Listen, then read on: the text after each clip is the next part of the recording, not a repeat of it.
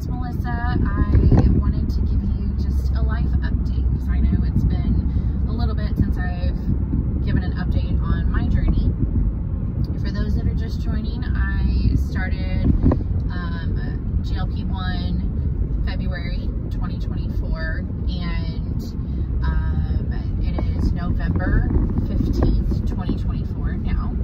So officially today, I have lost 50 pounds again. And I say again because I had already lost 50 pounds a few months ago, and I was very close to 60 pounds. So let's talk about that. Since I had lost that and was almost to 60 pounds, there were a few changes that happened. One was I officially was told by the doctors I was in perimenopause, which I was like, well, I figured. I'm 42. And I was having all the symptoms, the hot flashes, the night sweats. It was more like a night trench instead of a sweat, but whatever. And I got on testosterone cream a few months back, and my weight went up. And I was still training with my trainer twice a week, doing strength training, eating healthy. I've been eating healthy this whole time, and being mindful about the food and my portions, because that is key, right? You can eat whatever, but you need to be mindful of it. You need to be accountable for it, track it, and all that. So anyway, I was like, I don't understand why I'm gaining this weight. Is it the testosterone? And the hormone doctor was like, no, because testosterone is supposed to help you lose that fat. So I'm like, well, this just doesn't make sense. I was on, I think at the time I was on like 1,300 calories because I am doing a reverse diet, or we're going to try to do the reverse diet. And, you know, I was hitting my protein, all my macros. Sorry, I keep hitting all these bumps in the road. Sorry. So I wasn't understanding what was going on, but just because I had that roadblock, my old self would have been, why am I putting my body through this? Why am I so stressed out? I am busting my hump. You know, I'm hitting all my macros. I'm hitting this. I'm doing this. I'm working out. Why isn't it working? I'm just going to give up. That was me. That was the old me. And I normally would have thrown in the towel. I haven't thrown in the towel, despite having the weight pretty much at a standstill. Because I went up about 10 pounds. I was really close to 269, and I went back up in the 280s after the testosterone. So I have just stayed with it. I've been able to keep my macros going. I've been watching what I put in my body and how much I put in my body, right? Because that is important. And I've been accountable. I've been tracking my food. I track it every day. Sometimes I forget, and that's okay. But I know what I'm taking in. I've still had the appetite suppression, but I've just stayed in the 280s, and it's been that way again for a month and a half or more.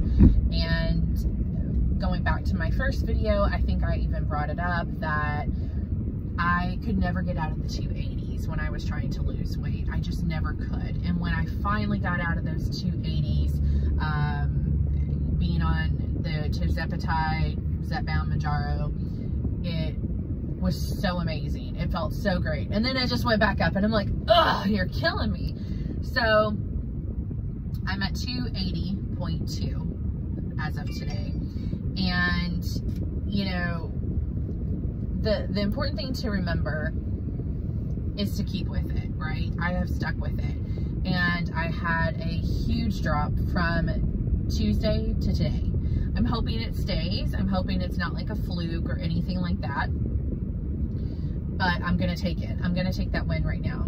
So also, life update. I have not been able to work out since October 25th. I had an accident at a pumpkin patch. For those who don't know, I think I mentioned it in my first first video. I have Ehlers-Danlos syndrome, so I am joint hypermobile. My joints are pretty much like noodles. They're gumpy. They're very flexible, overly flexible, and unfortunately, I do injure myself. I'm taking precautions. There's nothing else I can do. So I fell off of getting off of a tractor ride. I thought I had hit that last step when I was holding onto the rail, and I didn't, and I went over. I cut up my ankles really bad, both of them. I got stitches in one knee. I ended up doing something to a tendon or a ligament in my left ankle. So now I'm wearing an ankle boot or an air cast. And no matter what was going on and how laid up I was, I automatically kept doing everything I've been doing. Tracking my food, just being mindful of what I put in my mouth, being mindful about my hunger cues, drinking my fluids. Even though I can't work out and I've been very limited in what I can do, in the first week or so, I pretty much had everything elevated and limited even my mobility. I kept with it because it's important, and I realized it's a lifestyle change, right? Everybody talks about when they're sick and, oh, I'm just gonna get comfort food. Comfort food is great, but you need to choose your comfort food. You want the chicken and dumplings, why don't you order a kid's portion? Or if they don't have a kid's portion, you all order the smaller portion, and then if it's still pretty big, be mindful what that size is. Even if you see it and you're like, well, I could probably eat that. Why don't you go ahead and take half of it and put it up and just eat some of it? Because I find that when I went on a trip to Pigeon Forge a couple of weeks ago, I had chicken and dumplings. And it was great. And it satisfied my craving. But I ordered it from the children's menu, which was fantastic. And I was satisfied. I didn't feel like I needed to overindulge and keep eating and eating that and make myself sick. I was very mindful of every bite that I took. I would put my hands back in my lap while I ate. I would talk. I was conversing. And then I would take another bite and do the same thing. I realized when I was hurt that this is my norm now. And because of the GLP-1s, I've been able to make that possible.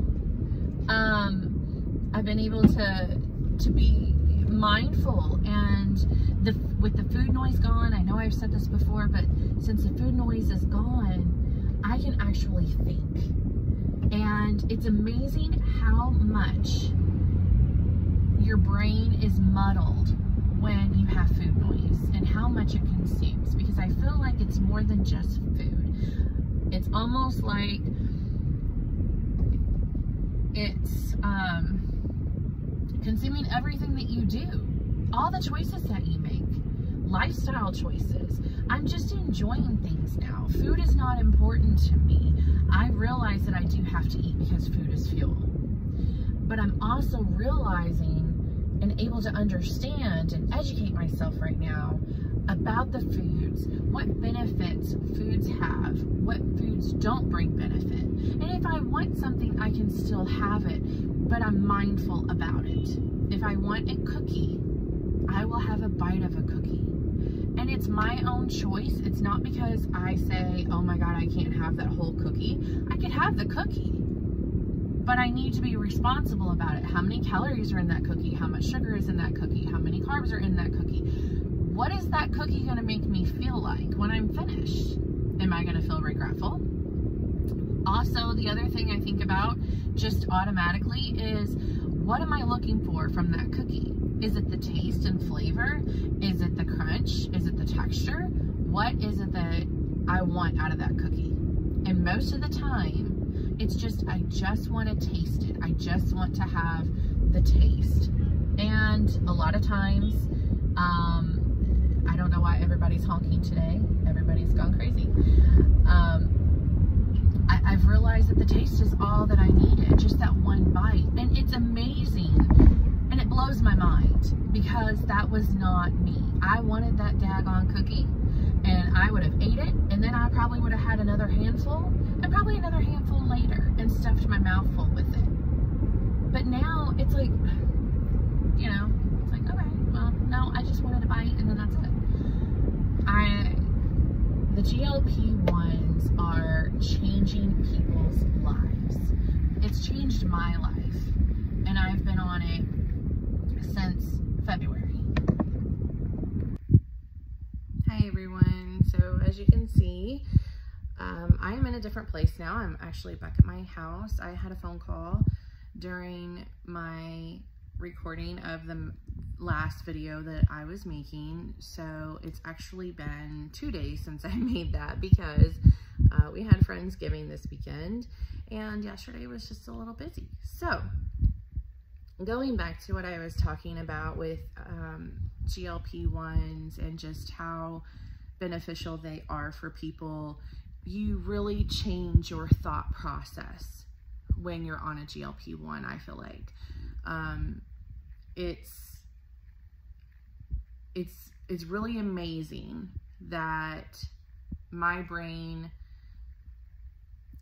is free to think about other things instead of just food all the time now. And, you know, I think that it is a blessing for a lot of people who are so used to food as their comfort. And when I was talking about being mindful earlier in the video and going to have something but being mindful about it, I realized too that it's like an unintentional mindfulness now because I've been on it for a while. I'm learning, I'm teaching myself about, you know, the different foods that are going to help my body, what I like, what I don't like. The GLP-1 is amazing also because it changes your taste, which I think is great. I went to have a drink yesterday of a, what is it? Dr. Pepper Zero Cherry or something like that. I used to love cherry drinks. I took one drink and I had to give it to my husband because it was too sweet for me. And before I couldn't get enough of something being sweet. So it has helped in those instances. And I think that having the GLP-1 help you with curbing your cravings, curbing the sweetness on things makes you not want it. And it's also helping to change your brain. It's like it's reprogramming my brain to say, you don't need that. It's not going to help you. You know, if you want to bite, fine. Most of the time you're not going to like it. And I don't know. I just feel like it's helped so much. And I hope that people that are taking it, even if you're a slow responder, which I sometimes wonder if I am just because my weight plateaus a lot, I hope that it helps you. And if not, don't give up. Just keep looking for what's going to work best for you. So back to the life update with me being in an air cast and stuff like that. Like, I am moving around, not as much as I was before, you know, because it's harder to move with this huge air cast. You know, so I'm not working out with my trainer right now, but I am trying to move around a lot more and keep up, you know, just walking around and different things. I'm continuing to eat very healthy, which seems to be my norm now. It's not even a conscious effort for me anymore. It's like, it's just automatic. I'm on autopilot now. I feel like when I go to get something out of the fridge, or when we had Friendsgiving this weekend, there were quite a few desserts in the other room. I saw that they were there. I didn't even think about it. It never crossed my mind to go in there and have something. And it blows my mind because that would not have been me before I started the GLP-1. I would have been in there all the time. And the fact that I didn't even think about it, and then I go in there today, I'm like, oh, we still have some pumpkin pie left. Oh, huh, okay. And then I sat it down and I kept walking. I didn't go get a bite. I never had a bite of dessert the whole time that we had Friendsgiving or anything. I mean, I've not had any of it. And I'm like, yeah, I don't really want it. And that's amazing. I mean, that is a huge win. So if you think you're not losing, or you see you're not losing, and you're on a GLP-1, try to think about the different things that have changed in your life, whether you realize it or not, by being on this GLP-1. For instance, one of my non-scale victories now is I'm not tempted by that food in there. It does not bother me. I'm not wanting to have it. I'm not thinking about it. I'm not obsessed about it. It's just, it's there. And it's like, oh, okay. And to realize that as an overweight person who has struggled with food issues all of her life, it's amazing. It's amazing. It really is. Sorry, you probably hear my laundry upstairs. I'm doing laundry. It is the most wonderful feeling in the world to not be held captive by food. And I may have roadblocks with my weight. I may have stalls. I may, you know, go up or down. And that's something that I'll try to make a video about too, is just the expectations versus reality on a GLP-1. But it is amazing. I look at food so differently now, and it's not even like for pleasure anymore. It's not something that, oh my gosh, I lost, you know, 10 pounds or 5 pounds. I'm going to go give myself a treat. And we talked about this in another video. You're not a dog. You deserve better. You don't treat yourself.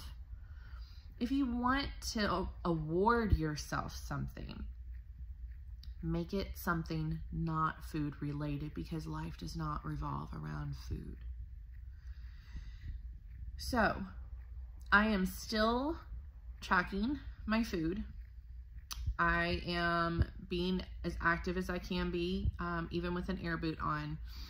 I refuse to go into old habits of, well, I'm just laid up, screw everything else. I'm just going to eat what I want and stuff my face full of candy, chocolate, whatever I want. I'm not doing that, because this is just, it's not the lifestyle anymore that I want. And that's just not me. Not anymore. I don't say to heck with it all after one road bump. It's, you keep going. You keep, sorry guys, you keep going, you keep pushing through it, because the amount of strength that you find in yourself is really incredible. So I'm keeping up my protein.